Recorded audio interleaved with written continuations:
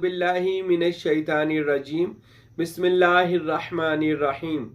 आज हम बात करेंगे इसमें अल्लाह ज़ात ही इसमें आज़म है और ये कैसे इसमें आज़म बनता है। आज इस अहम मसले पर गुफ्तगू करते हैं। सबसे पहले तो ये बात जान लें, सरवरी कादरी मुरीद हैं, चिश्ती साबरी हैं, नुशाही कादरी हैं, सोहरवर्दी हैं, नक्शबंदी हैं, कोई भी सिलसिले से अगर आप मुंसलिक हैं तो अपने अपने सिलसिले में अपने अपने मुर्शद से राब्ते में रहा करें। और जो लोग अभी बैत नहीं हैं वो किसी कामल वली अल्लाह के बैत हो जाएं। तमाम सिलसिले बड़े अफजल हैं, खुदा तक जाते हैं, लेकिन हमारे पीर गौसे आजम दस्तगीर और हजरत सुल्तान बहू ने फरमाए, लोगों सरवरी कादरी तरीका ऐसे है जैसे मानद आफताब, सूरज महताब चमकता हुआ आफताब है जो पूरी कायनात को रोशनी देता है। सरवरी कादरी तरीका ऐसा है, इसमें आपको फैज ऐसे मिलेगा जैसे समुद्र ठाठे मारता है। ये उन लोगों के लिए कह रहा हूं जो लोगों का भी एतकाद औलिया पर नहीं है। वो कहते जी पीर फकीर ते बाबे शाह कोई नहीं, ऐसी बातें बदतमीजी वाली बातें करते हैं, औलिया के खिलाफ बोलते हैं। ये उन लोगों के लिए बात है। अगर आप चाहते हैं कि आपके अंदर बातनी ताकत पैदा हो, रूहानी पावर पैदा हो और आप एक बाकरामत शख्सियत बने, और ये इस्लाम हमें यही दर्स देता है।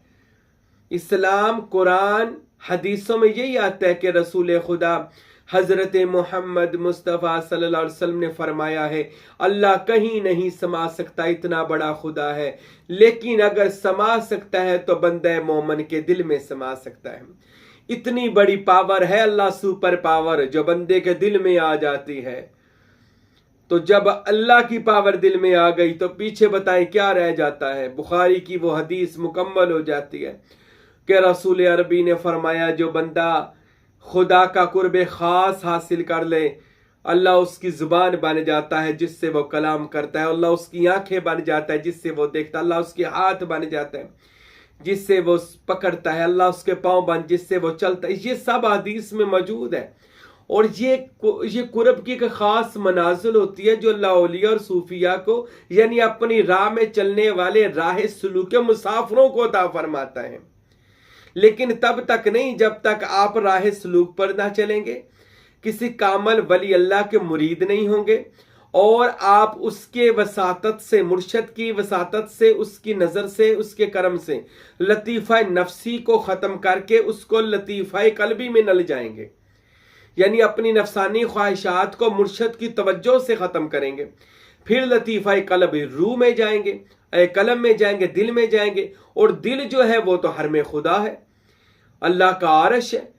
तो उसमें जब जाएंगे तो फिर नज़ारे ही नज़ारे, अल्लाह का जिक्र आलमे, ये दूसरा आलमे मलाकूत बन जाएगा। इसके आगे आप आलमे रूह में जाएंगे, जिस और फिर आलमे सिर्री में, खफी में, मखफी में, अखफा में, मुकाम अना में। ये सारी मनाजिल तय हो सकती हैं कब? जब आप किसी कामल वली अल्लाह के बैत होंगे।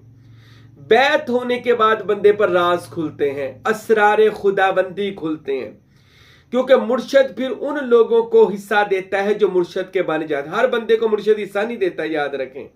बाज लोग कहते जी सानू ते ना गल्लां दी समझ नहीं आती, तेनू आनी भी नहीं। क्यों नहीं आनी?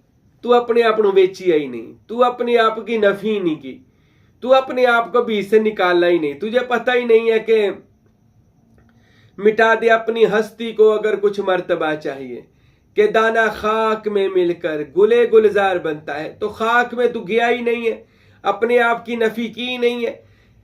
ये नफी किसी मर्दे कमाल के सामने होनी है। अल्लाह ने इसका कुरान में जिक्र किया, आदम के आगे सजदा करो। ये समझाया था पूरी कायनात को कि जब मेरा कोई आदम के जिसके अंदर मैं अपनी रूह फौकी हो, रूह का मतलब है जिसके अंदर मैंने अपना इरफान, अपनी मारिफत डाली हो, उसके आगे आपने उसको प्रोटोकॉल देना है, इज्जत देनी है, मोहब्बत देनी है, और फिर उससे आपने इल्म सीखना है। फिर फरिश्तों ने सीखा सारा इल्म और सीख कर फरमाया, सुबहानका ला इल्मा लना इल्ला मा अल्लमतना इन्नका अंतल अलीमुल हकीम। फरिश्तों ने सीखकर खुदा के इल्म की गवाही दी कि बेशक ये तेरा दुनिया में जानशीन है। खलीफा हम तो इसको समझते रहे ये फसाद करेगा, और ये तो वो तेरा नायब है कि ये तेरे राज लोगों को कुंतु कंजन मखफिया वाले बताता है। तो मेरे भाइयों, जब तक तुम आप अपनी नफी नहीं करोगे दोस्तों, तब नफी कामल मुर्शद के बैद।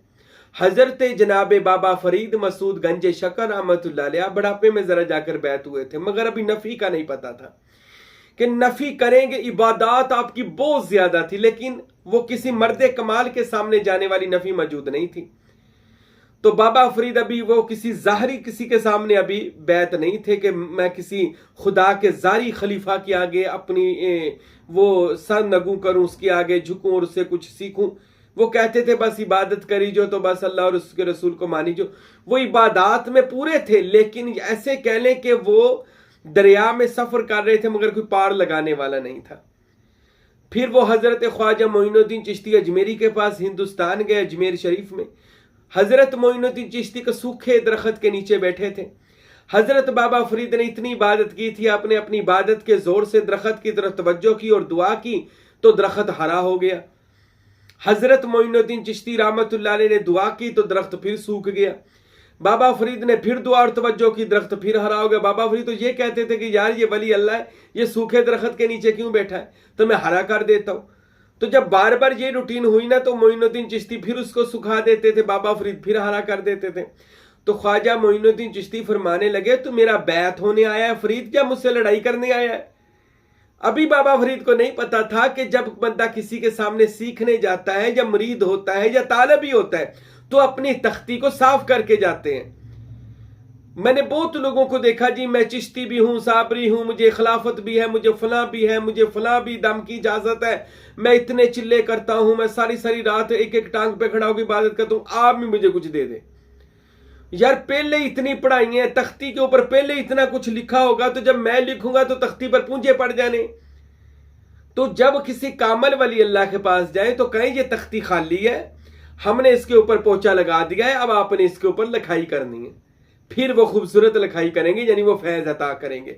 ये नुक्ता याद रखें, कभी भी किसी वली अल्लाह के पास जाए या अपने मुर्शिद करीम की बारगाह में जाए, जाकर अपनी झोली को ऐसे फैलाकर कहें हजरत खाली आया हूं, भर कर जाना है। ये राज है।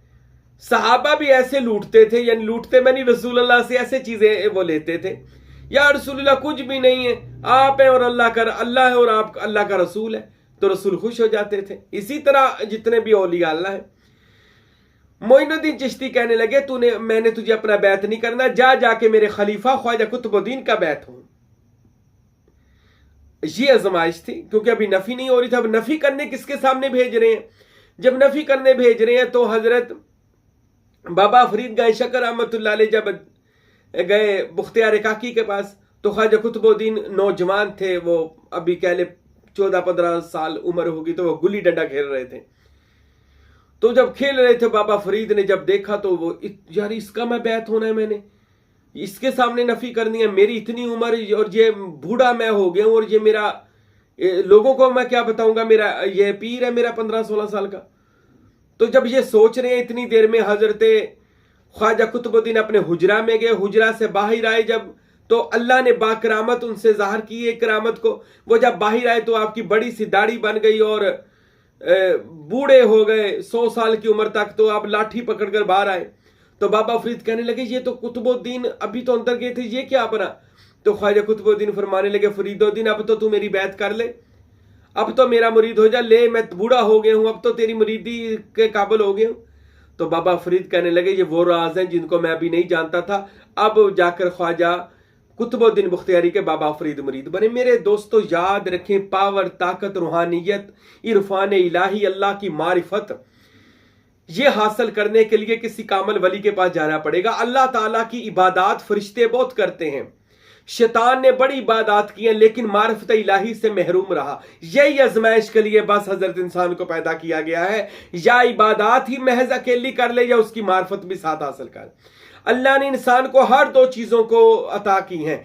क्या? इबादत भी कर, मेरी मारिफत भी हासिल कर। आज इबादत तो रज के करी जा रही है, लेकिन कोई बंदा खुदा का इरफान हासिल नहीं करता, खुदा की मारिफत में नहीं। खुदा कहां रहता है उसको पहचानो, वो आपके दिल में बसता है, वो अल्लाह वालों के दिलों में बसता है।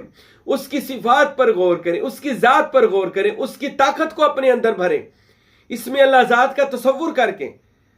तो ये तब होगा जब आप किसी कामल वली अल्लाह के पास जाकर उसकी बैत होंगे। अब आइए, इसमें अल्लाह जात ही इसमें आजम है।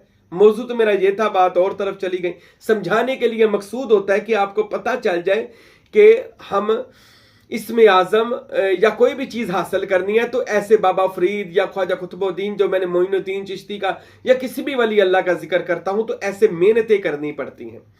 कोई भी चीज़ आपको ऐसे हासिल नहीं हो सकती, इसके लिए मेहनत ज़रूरी है। हज़रत सखी सुल्तानुल आरफीन हमारे बादशाह सुल्तान बाहू रहमतुल्लाह अलैह फरमाते, मैं 30 साल खुदा की तलाश में रहा, 30 साल और कामिल मुर्शद को ढूंढता रहा। 30 साल बाद पता चला खुदा तो मेरे अंदर बस रहा था और फिर मुझको मजलिस मोहम्मदी में पहुंचा दिया गया और रसूल करीम ने मुझे इसमें अल्लाह ज़ात का नूर मेरे सीना में मुंतकिल कर दिया और मुस्तफ़ा सानी व मुज्तबा आखिरुज़्ज़मानी फरमूद के लक़ब से सरफराज कर दिया और सरवरी कादरी तरीके का मुझे जानशीन और तलकीन और इरशाद के लिए मुझे मसनद नशीन कर दिया।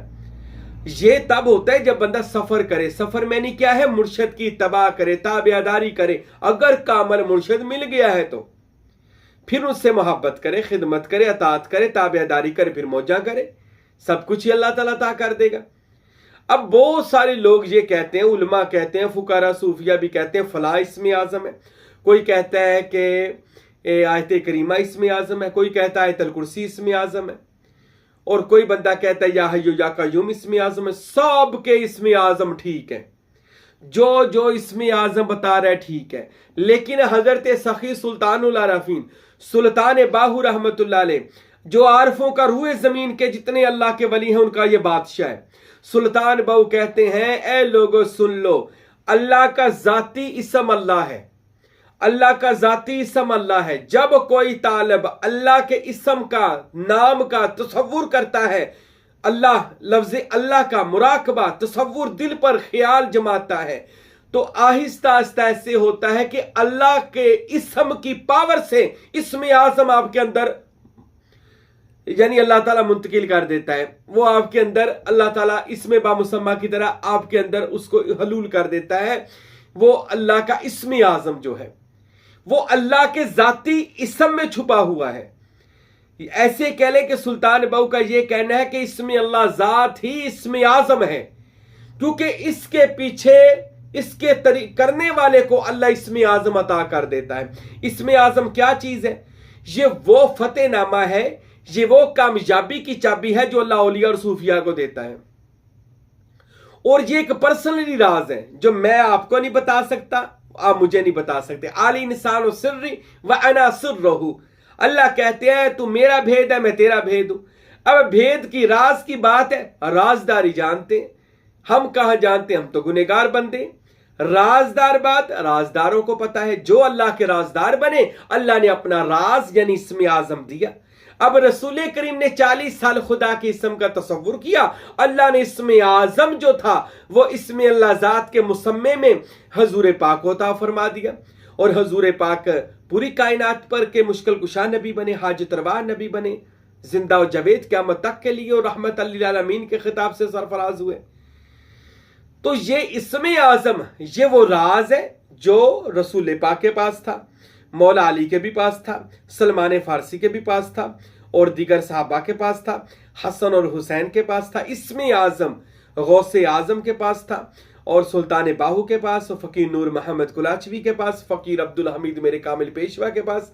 इसमें आज़म हर उस वली के पास है जो बाकरामत है, जिसका ताल्लुक और कॉन्टैक्ट अल्लाह ताला से जुड़ा हुआ है, उनके पास वो इसम मौजूद है। वो जब चाहे उस इसमें आज़म से कोई भी काम करवा सकते हैं, लोगों की मुश्किल कुशाई कर सकते हैं, लोगों को ख्वाबों में या जारी तौर पर अपनी ज़ियारत दे सकते हैं, लोगों की बातनी रूहानी मामलात को अपनी नजर और तवज्जो से इधर ही बैठकर हल कर सकते हैं, जिनके पास इसमें आज़म है। और इसमें आज़म इसमें अल्लाह ज़ात में छुपा हुआ है, ये सुल्तान बाहू कहते हैं।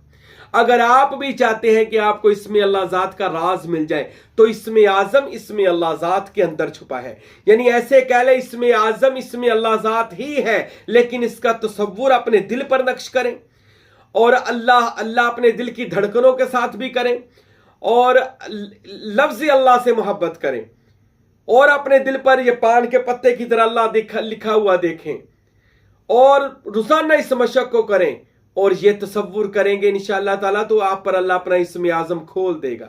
आपने इस नियत के साथ इसको तसव्वुर करना है। वो इसमें आज़म सुल्तान बाहू कहते हैं कि इसमें अल्लाह ज़ात या इसमें हु भी इसमें आजम है, ये भी याद रखें।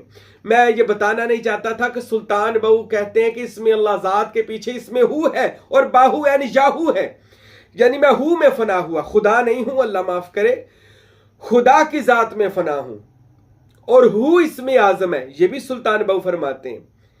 अब वो चीज जो बता दी जाए वो लोगों को समझाने के लिए होती है, वो चीज जो सीने के अंदर राज हो वो सीना से सीना लगाकर मेहरबान होकर राज दिया जाता है, और जिसको वो राज मिल गया वो वली अल्लाह बन गया, वो राज मुर्शद अता फरमाता है, इसमें आजम का राज। फिर जिसके पास हो वो जो चाहे कर सकता है, यहां पर बैठकर बाकी जमीनों की, आसमानों की, कायनातों की सैर करता है, इसमें आजम के जरिए मिराज करता है, इसमें आजम के जरिए जिस पर तवज्जो करे उस पर मेहरबानियां बरस जाती हैं। पर जिसको इसमें अल्लाह ज़ात मिल जाए, किसको मिलता है? जो किसी सच्चे मुर्शद का मुरीद होकर उसके नक्शे कदम पर चलेगा। और जैसे हम बताते हैं, तसव्वुर शेख, तसव्वुर इसमें मोहम्मद, तसव्वुर इसमें अल्लाह ज़ात जब आप करेंगे इंशाअल्लाह आपके पास इसमें अल्लाह ज़ात आ जाएगा, और आप उसी इसम के जरिए कायनात को मुसख्खर करेंगे और अल्लाह आपकी हर मुश्किल को आसान कर देगा। अल्लाह ताला से दुआ है अल्लाह हम सबको इसमें आजम का नूर अता फरमाए। वमा अलैना इल्लल बलागुल मुबीन।